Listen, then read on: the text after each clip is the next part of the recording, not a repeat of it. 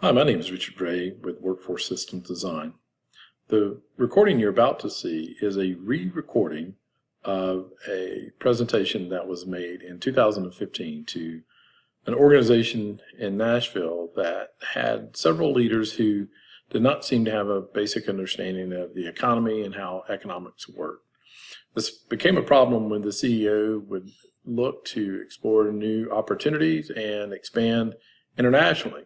So for this company, we put together a presentation on just describing the basic elements of the economy and then also the basic foundations for economics. With it, we'll also be talking about the U.S. debt. I've updated this presentation for a group of students at Anderson University in the Masters of Business Administration program. I hope you find it useful. What is an economy? We're trying to set the stage for how business leaders look at the economy and economics in the United States. In this 50-minute session, we'll be discussing the economy, the business cycle in the United States, a simple economic primer. We'll be studying a foundational element in economics, scarcity and choice. We'll be looking at economic lenses of micro and macroeconomics, positive and normative economics.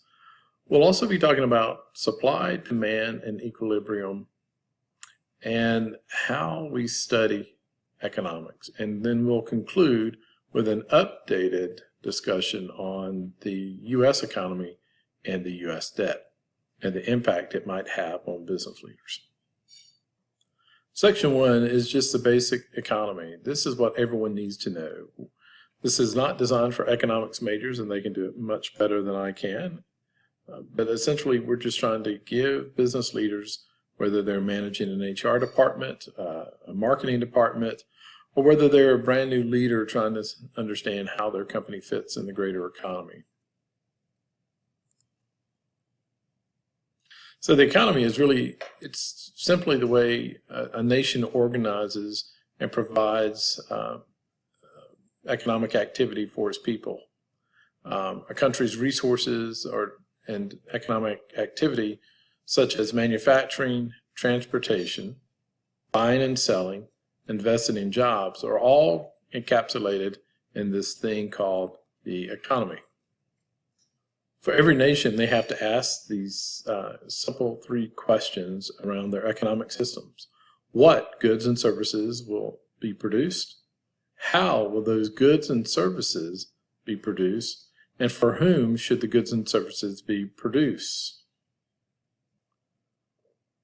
Depending on how a country's leadership answers those 3 questions, we can organize these broad categories of economic systems into traditional, market, and command. As you see in our graphic here, more market-oriented requires that you have pure competition determining those 3 questions, and in a more command style, you'll have a government or some organization or body or political group making those types of decisions. The market-oriented looks more capitalistic in its approach. The more command-oriented looks more socialist in its approach.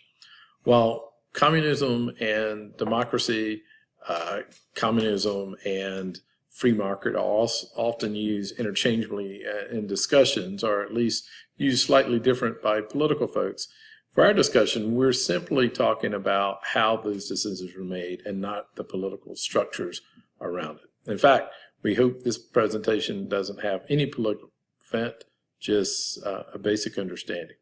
But you can see that there's purely not one type. Even in countries that we claim are market economies, we see a lot of command and traditional approaches within it. And indeed, even in some of your most command-oriented, even communist countries, you see a lot of free market principles that have been modified to meet their needs. So when we look at a traditional economy, essentially we're looking, the economy is based on rituals, it's based on traditions, and sometimes people can't even tell you what it's based on. It's just the way it's been done. The what question is answered by people belonging to a farming community, farm, or belonging to a sea community, and they've been in that for generations, and there's very little choice about what to produce, and typically, this is defined by our history or our culture. How question is typically you're practicing the same way your ancestors did. You're carrying on traditions to make sure that how those goods and services are produced are consistent with the way it was done in the past. And for whom, tradition again regulates who buys and who sells within a traditional economy. Market economies, this is more or less what we hear about in the United States and many of the Western democratized governments. It's a pure marketing economy. There is no government involvement in economic decisions. The market is the answer. What is produced is the market determines what is going to be produced. The market determines how to be competitive and how to compete with others and how to present goods and services for those who would use them. And then the market also determines who will sell and buy their goods. The command economy, in a pure command economy, the government makes all the decisions. They determine what's produced and what's needed. There's complete control and authority around how it's done and how decisions are made. And then wealth is regulated by the governments so that everyone has an equal access to what's produced. Now, again, the truth is there's no pure market, traditional, or command. And so each economy, each nation is probably working on some blended approach. Another key concept to understand as we talk about the economy is the impact inflation plays. When we talk about U.S. debt later in this presentation, we'll go into this in more detail. But essentially, inflation refers to how prices rise. The higher the inflation rate, the less a country's currency is worth. To combat inflation, governments typically will raise interest rates to discourage borrowing money and hopefully slow the economy. We will talk a little bit about stagflation later as well, but the topic is probably a little more advanced for the audience of this presentation. Rightly or wrongly, we often talk about inflation in terms of presidential terms or economic life cycles. So what I'm going to ask you to do is I'm going to ask you to pause your video here and just take a look at this chart. I want you to really focus not on who the presidents were, but to focus on the years that they were in office, the inflation rate, and then how much $100 in 1980 is worth in each of these periods of time. And then the last column you'll see is $10,000 in the previous. Essentially what this is saying is in this time period, $10,000 was worth $10,000. By the end of the term or beginning of the term of the next president, that $10,000 you would have to have $14,000 to have the same spending power as you did with $10,000 in the previous term. So from 1981 to 1989, if you had $10,000, if you wanted the same amount of spending power that you had in the previous time period, you would have to have $14,500. The same with the time period from 1989 to 1993. If you had $10,000 in this time period, you would need an additional, or you would need $12,140 in order to have the same spending power, and as you continue. And so what you should see in essence is in this time period, if you had $10,000, 2 years later you would have to have $13,980 to have the same spending power as you would have $10,000 in the previous period. And so you're looking at that, and that makes sense because inflation changes over time, and the amount of money you need to have the same level of spending power increases over time or decreases over time depending on the inflation. For instance, if inflation is only at 1.46%, that $10,000 that you had in this time period going to this time period has more spending power. So a way to think about it as well is if I had $100 in 2003, which many of the people reviewing this video would have been born in that year, 20 years later I would have to have $163 to have the same buying power as $100 in the year I was born, or the year the person might have been born in 2003. Of course, I was not born in 2003. If you put it in terms of a purchase, in 2003, I could pay $19,000 for a Honda Accord, pretty well laid out. But by 2023, I would have to have somewhere in the neighborhood of $31,000 to have that same level of spending power.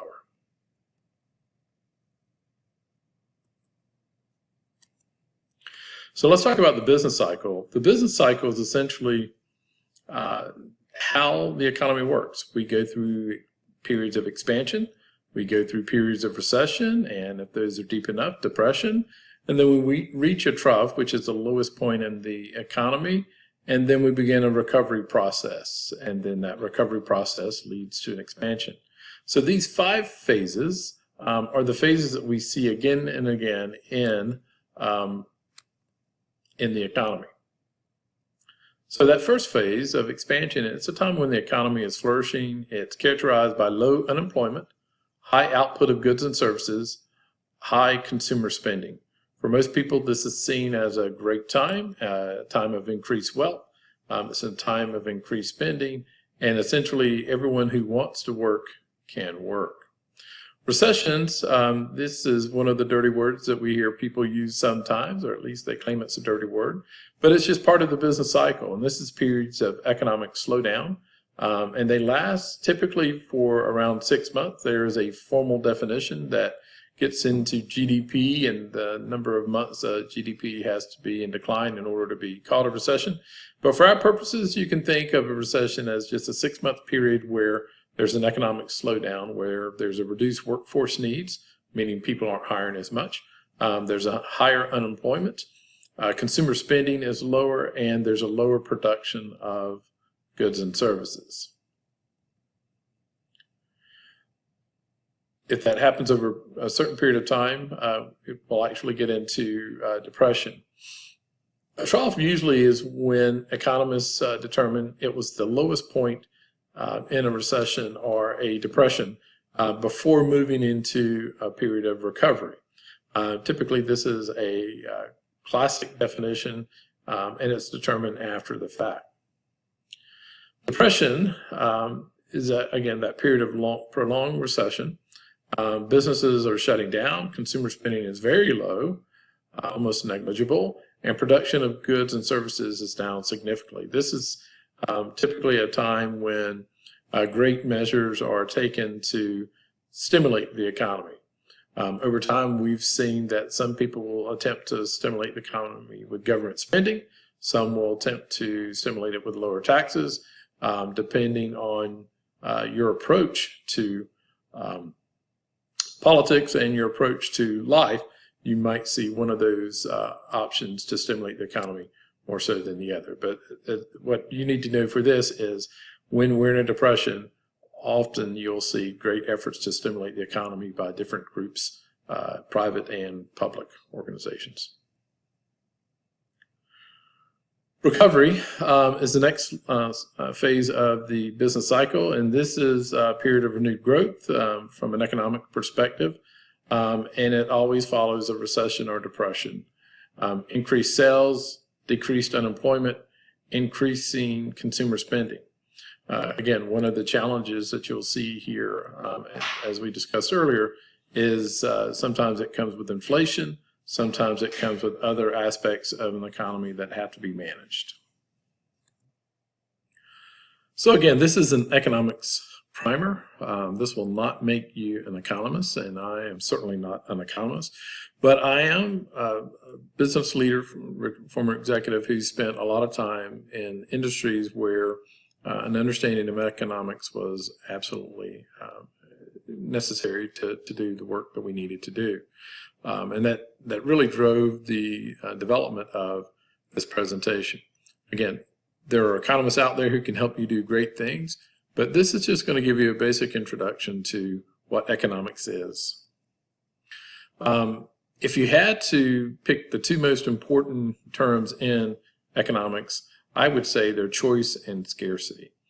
And in fact, some people define economics as the study of choice under conditions of scarcity. And scarcity is important not just in economics term, but in every aspect of your life.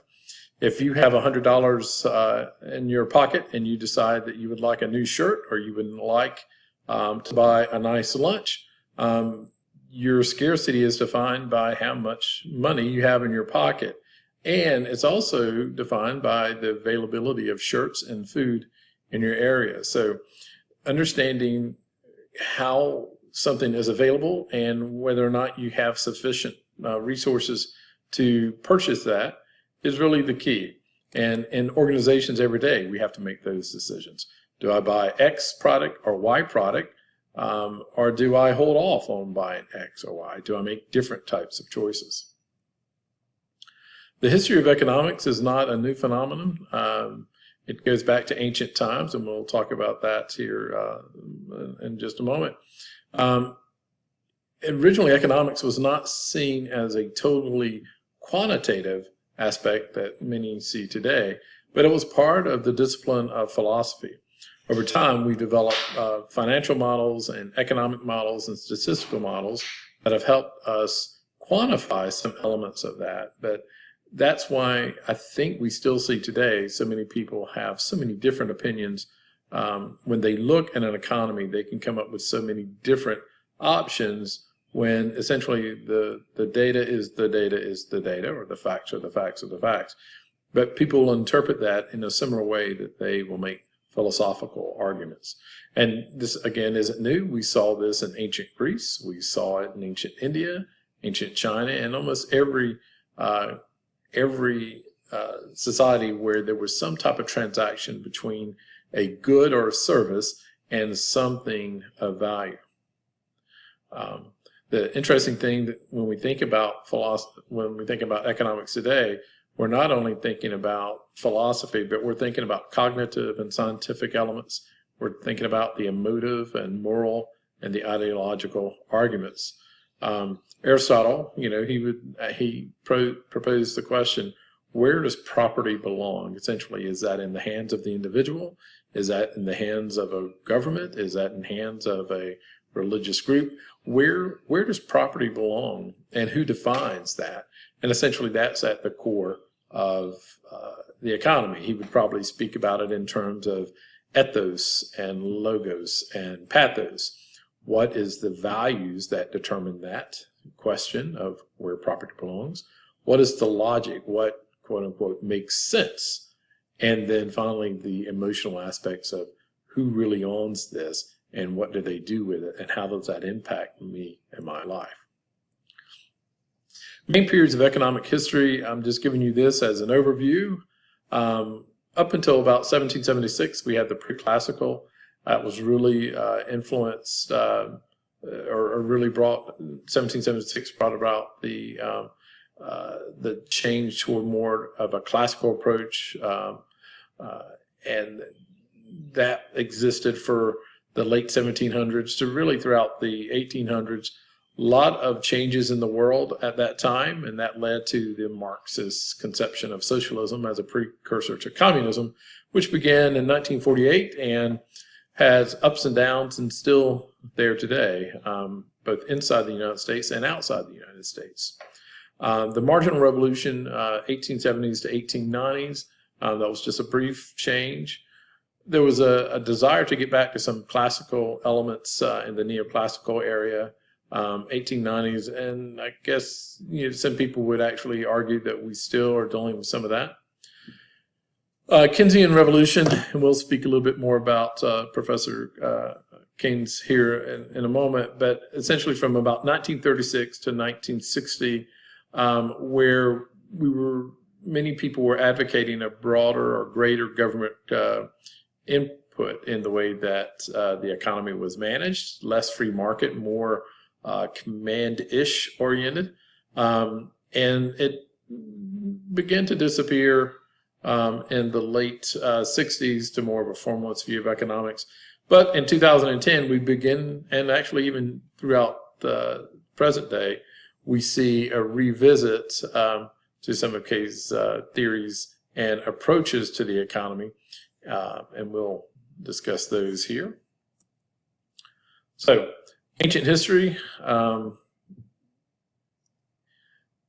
essentially, the more useful or durable a good is, the higher value of means of production. So if you think about ancient Greece, their metals, land, property, and even human beings, if you think about it in terms of human capital.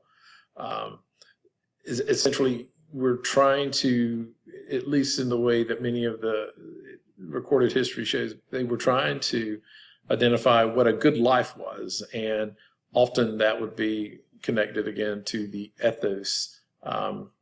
What is the moral aspect of human beings and how they attain happiness, and often that was looked through a lens of what we might call economics today.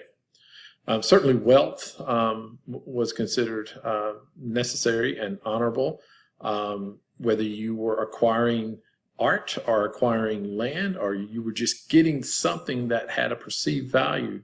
The ancient Greece saw that as a positive thing. And if you look at some of their approaches to philosophy, some of their approaches to life, you can see that that was a driver in the way that they looked at things. They did create rules, and this became what we would think about as a justice approach to wealth. Aristotle again, true wealth is the available stock of useful things. It's the available value of something that I desire. Adam Smith, most business students have heard of this guy. He wrote Wealth of Nations. This is the whole concept of the invisible hand and free market mechanisms that drive profit-seeking individuals to create good for society as a whole. Every individual is continually exerting himself to find out the most advantageous employment or wealth development. The idea is that if I'm seeking to improve and gain advantage, that society will also seek advantage from what it is I'm seeking. The market is in charge. The market and its invisible hand allocates resources, and everything is really interplay between supply and demands. As goods are produced, they're thought to be profitable. As people see less value in those goods, the market changes. So in Adam Smith and the development of the marketplace, it was a combination of the amount of commodity available for sale and the level of demand that people were willing to pay for those. And we'll talk about that as we talk about supply and demand specifically. Karl Marx, again, we saw, his influence came in the mid-1880s, and essentially it's more of a collectivist view. Capitalism forces there to be surplus, and that surplus is private, therefore it's taken away from the private man and the social self. So very negative view of capitalism, and if you look at the way Marx conceptualized socialism, it's essentially there's classes of people, and power is typically orchestrated by the elite, and through plunder or deceit or through attacking others in society, they take power away from other people. And so in his view, you had to have a revolution between those who were being exploited in order to destroy capitalism. And then once you destroyed the greed and evil of what he thought was capitalism, you would replace it with a benevolent communism that would be a collective of greater good. Essentially, communism creates a classless society. The challenge is it doesn't, because whatever classes exist when communism takes over, those people are regulated to that class until they're no longer in that form of economic structure. Karl Marx wrote a lot about folks being oppressed, and in order to be free, you had to destroy your capitalist oppressors. In full bias, Karl Marx's theories don't make very much sense to me, but they are embraced by a huge number of people in our society. And there have been several attempts, especially in the 40s and 50s, for people to address this form of economic management through authors like George Orwell. The Animal Farm is a classic, 1984 as well as Ayn Rand, The Fountainhead, and Atlas Shrugged. So I encourage you to pick up those books, read them, and make your own adjustments or make your own assessments. John Maynard Keynes, his influence really began in the 30s, throughout the 1960s, and then they disappeared for a while, and now they're back again. But essentially, had a lot of experience with the Great Depression, and he took an anti-capitalist approach. If you think about the governments of the United States at that time, you were having more centralized, up until that point, you had more decentralized approaches. States were managing their economies, localities, municipalities were managing their economy. But as a result of the Great Depression and then later World War II, you saw a great growth in centralized planning of the economy. And so Keynes argued that the market forces couldn't adequately adjust, and sometimes the government had the responsibility and was the only one with the capacity to stabilize the economy. And essentially, that responsibility wasn't really driven by economics. It was really driven by maintaining a certain social order. So again, you see this, you see elements of philosophy here. You see elements of the government being someone or an entity that could stabilize, and you're seeing a pushback on individual ability to create wealth and distribute that wealth.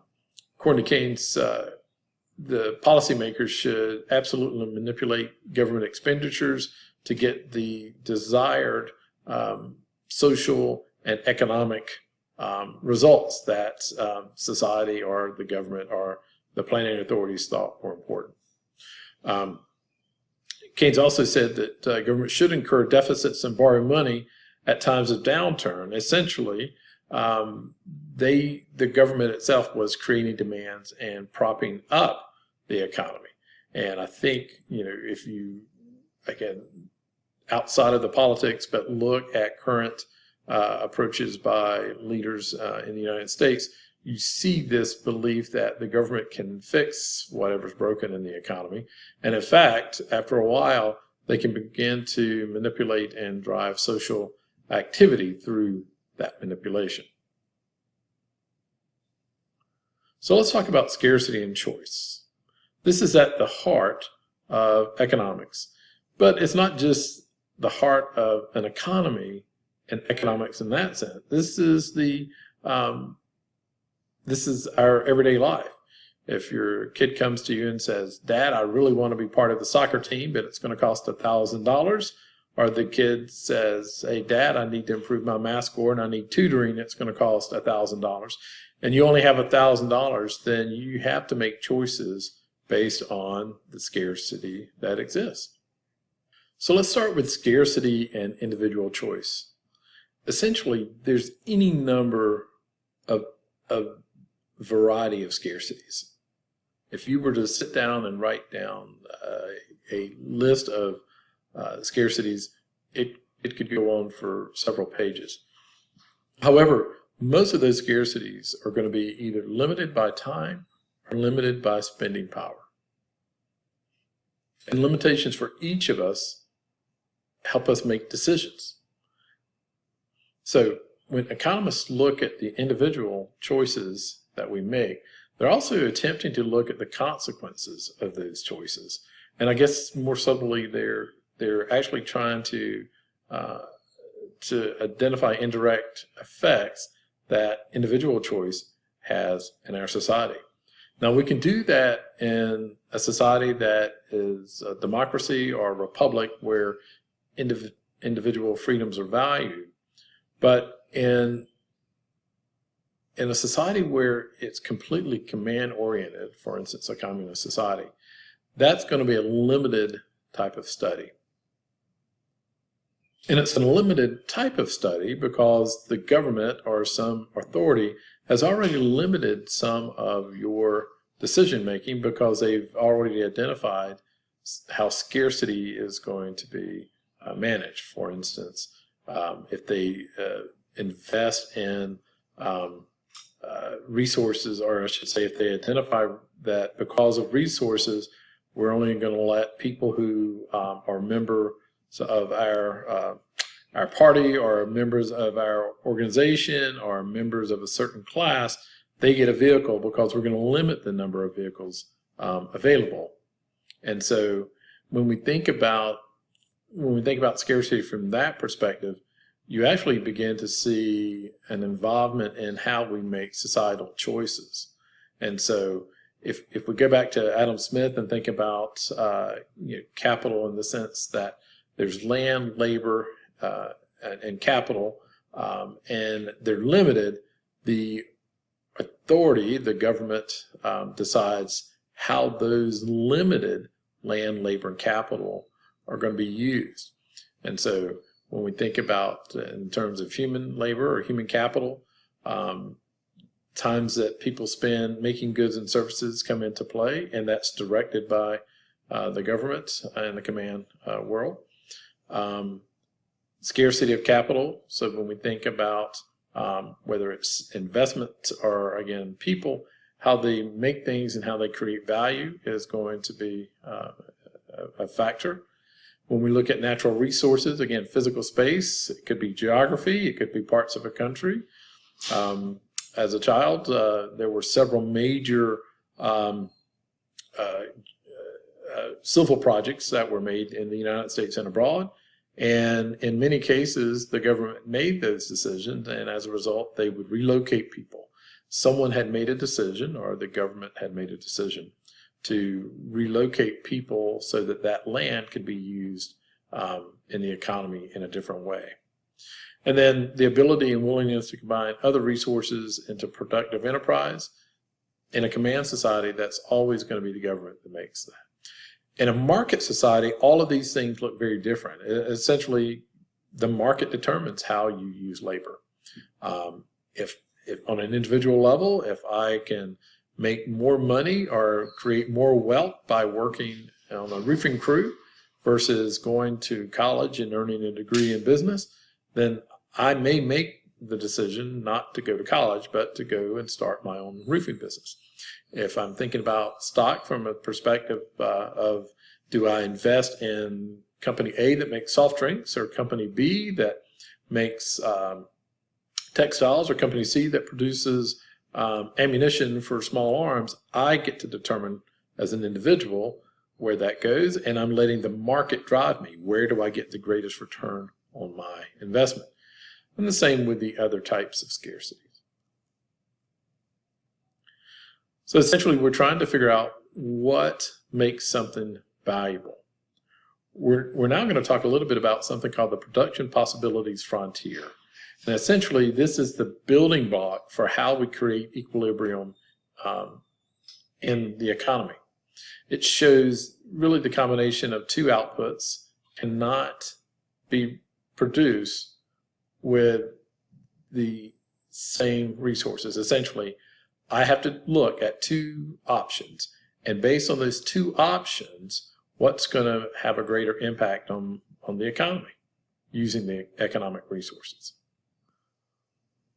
Okay, so feel free at any time to stop the video and really digest this graphic, because it will help you understand essentially how we're talking about resources and how goods are produced and services are provided in the most efficient means. So you have product A and product B, and I have scarce resources or limited resources to produce both product A and product B. Point A, B, and C are the points of production where I can produce product A and B in an efficient way. So this is the production possibility frontier. Now X represents a point at which I'm not effectively producing A and B. Y is a point that demonstrates the output that I'm trying to get is not attainable no matter what I do, right? So here I'm not using my resources well. Here there's no way I can have enough resources to do this. So then what I get to decide is what amount of product A and B I'm willing to produce. I can produce this much of product A and product B, or this much of product A and product B, or this much of product A and product B. And so essentially what the production possibility frontier is telling us is that we can't have it all, and there are limitations.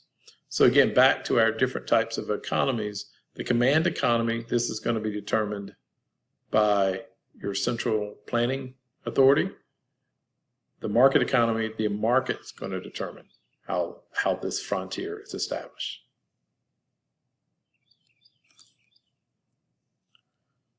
So it's all, again, about, understanding that resources are scarce. You can't create a bigger pie. And every time you make a choice, there's an opportunity cost for not making another choice. So it becomes important to understand that, because in your businesses, you're going to be limited by resources. You're going to be, and that limitation of resources is going to impact the way you grow, when you hire people, and how you operate, no matter what stage of the business cycle you're in, whether it's expansion, recovery, recession, or depression. There are several economic lenses that we take a look at our economy through. We look at it through positive and normative lenses, and we also review it by studying macro and microeconomics. Positive economics is simply the study of how the economy really works. Essentially, economists are looking at what the expected outcomes are and the objective outcomes, trying to identify what's supposed to happen and how it really happens. So no matter what's predicted, it's essentially this is what the economy is. And so the accuracy of positive statements can be tested by looking at the facts and just the facts. So not what you want the economy to do, but what it really does. When we look at it through the lens of normative, this is what should be. So essentially, we're using value judgments. We're thinking about, again, going back to our ethos and our logos. We're trying to identify problems and prescribe solutions. We're trying to look at what we should do about the facts that we discover. And often this is driven by our values. Again, this starts to look again like philosophy, right? And some of the ancient ways that we look at economics, that we're letting the value system drive it, not necessarily the facts. And in fact, you get to a point where you're not even worried about the facts because that's not your lens. Microeconomics comes from the micros, small in the Greek language. It's the study of behavior of individuals and households, firms and governments. It's really looking at the choices they make and how that interacts with specific markets. It's looking at the individual aspects of people's choices and scarcity as opposed to what the whole is. Macro, again, from the Greeks, Marcos, large, is a study of the economy as a whole, and essentially this is the big picture and often ignores the finer details or the individual details. When we think about microeconomics, again, we're looking at scarcity, we're looking at opportunity costs, and the whole theory of supply and demand comes to play. Microeconomists also looks at the elasticities within the market, how consumers make choice, and then they try to look at something called perfect competition and imperfect competition to see the impact that it makes on how people make decisions.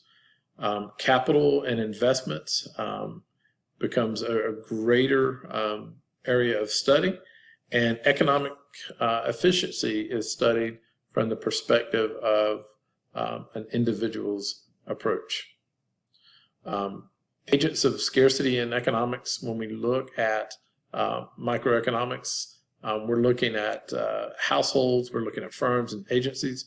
All of these entities have limited budgets, and they have to create goals and choose objectives that will help them pursue that in the most efficient way, again, looking at the frontier. And essentially they try to, economists when studying in this way, they're trying to explain how the economic system works. They're trying to forecast future behavior within the economy, and they're trying to suggest and identify ways to make it even better. So that's microeconomics, that's positive and normative economics. So now let's get to the sweet spot. So this is supply and demand and equilibrium.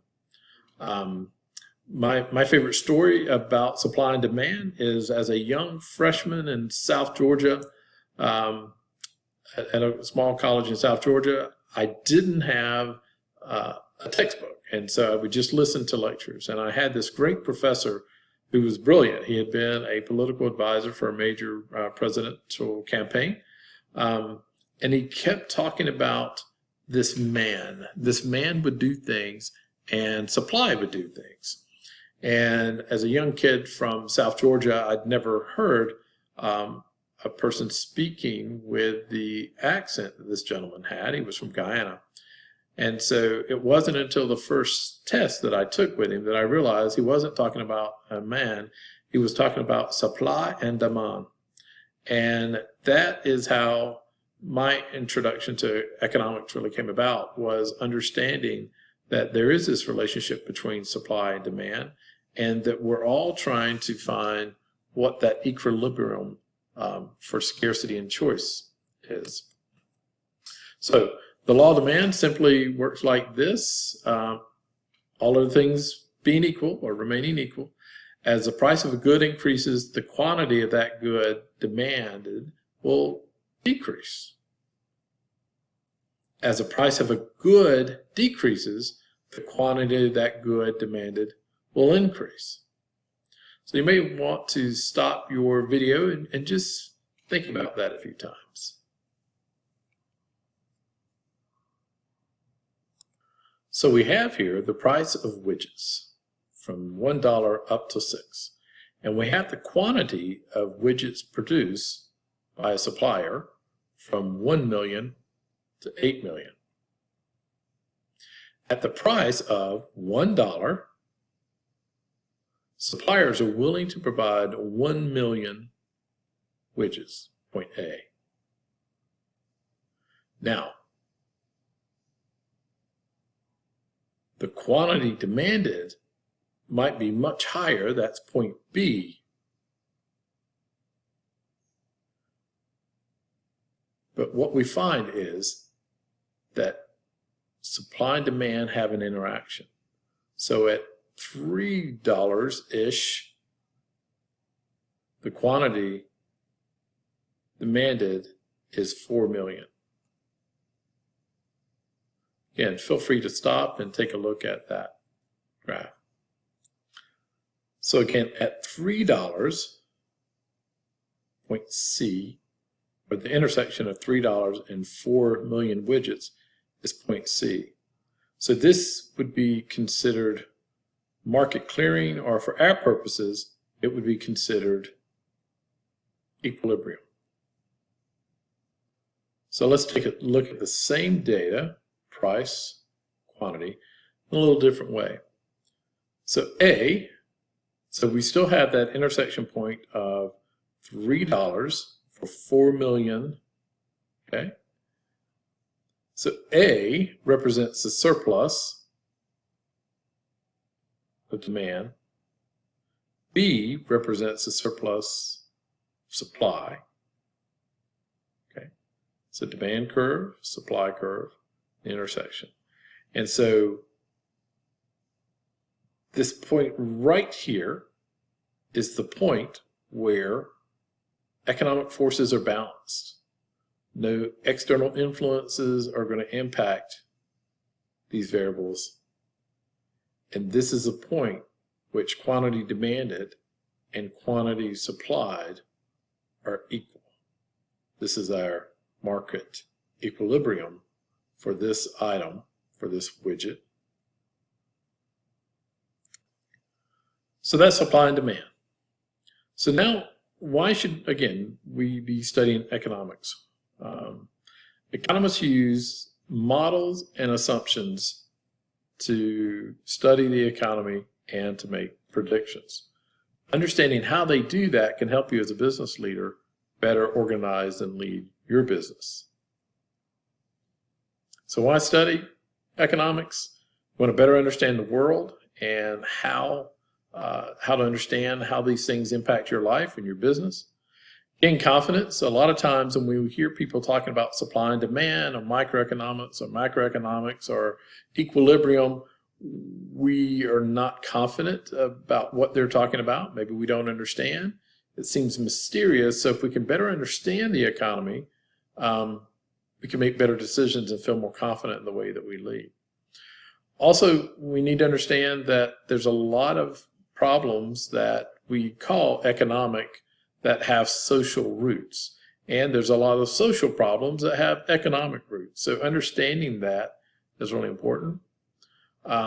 People who understand economics and the quantitative aspects of econometrics and making decisions using that type of data, they're successful because they understand a language that many around them do not. And of course, another reason you might study is to become an economist. So how do we do this?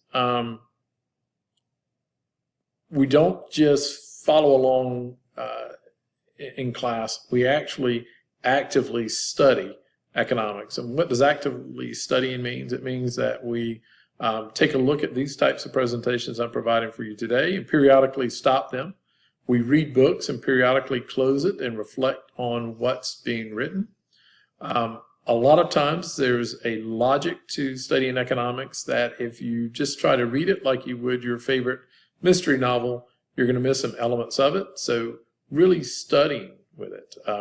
Anytime someone recommends a book to me that has an economics premise or it's providing some information about the foundations of economics, first thing I do is take a piece of paper and a pencil and I set it beside me. And as I'm reading, I'm writing down key terms so that I can go back and reflect upon it. And I can understand, if I do this, I can understand arguments that the different groups are making within the text. I can also go back later and reflect on did I really understand what was happening? And it gives me an opportunity to map out what's being discussed, maybe even drawing graphs that will help me think about it. Methods that are used, the study, a lot of times you'll see economists modeling, which is essentially they create an abstract representation of reality, and then they attempt to manipulate those variables within that abstraction to predict and assess what's actually happening or what might happen with an economy. And so economists use a lot of theories, and they practice building models quite a bit. They also try to make something that is abstract or maybe not so visible. They try to create things and create processes that allow people to see those concepts and the actions in an economy in a more discrete way by using words and diagrams and even mathematical statements. So when you think about building models in your workplace to describe what's happening in the economy, they should be simple. They should have enough detail to provide information, but not to overwhelm. Models tend to be complex, but you can come up with a simple framework that allows you to explain and use them and manipulate the variables as you discuss elements of the economy with them. And of course, models are only good as the data and processes used to create them.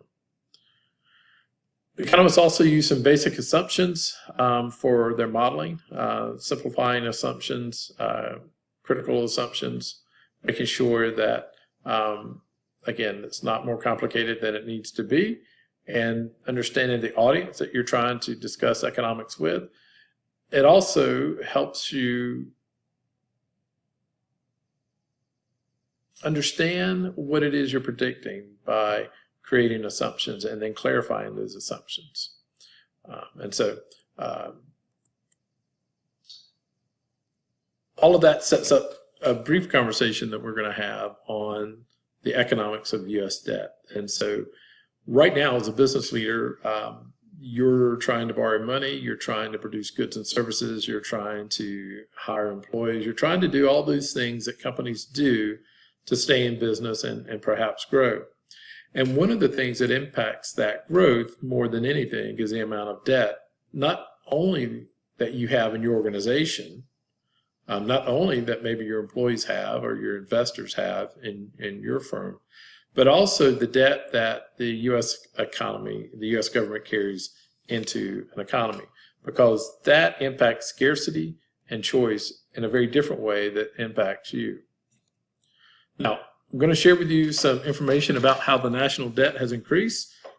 While there are politicians that are involved in this, this is by no means an advocacy or an attack on any given political party or any political member. As we look at the national debt and how it's increased and perhaps how it's been inappropriately managed, all political parties have had some role to play. And over time, we see that they make arguments when one political party is in power for addressing the debt, and then when their own political party is in power, they make similar arguments not to or to address the debt again. So doesn't really have the politics isn't as involved. So if you look back in the presidencies of, we'll start with George Bush. This is the early 1990s.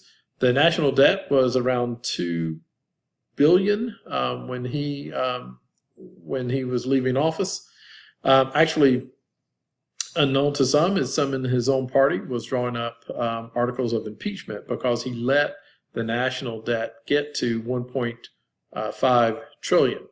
As you can see, it's higher than 1.5 trillion as we move into the mid-90s.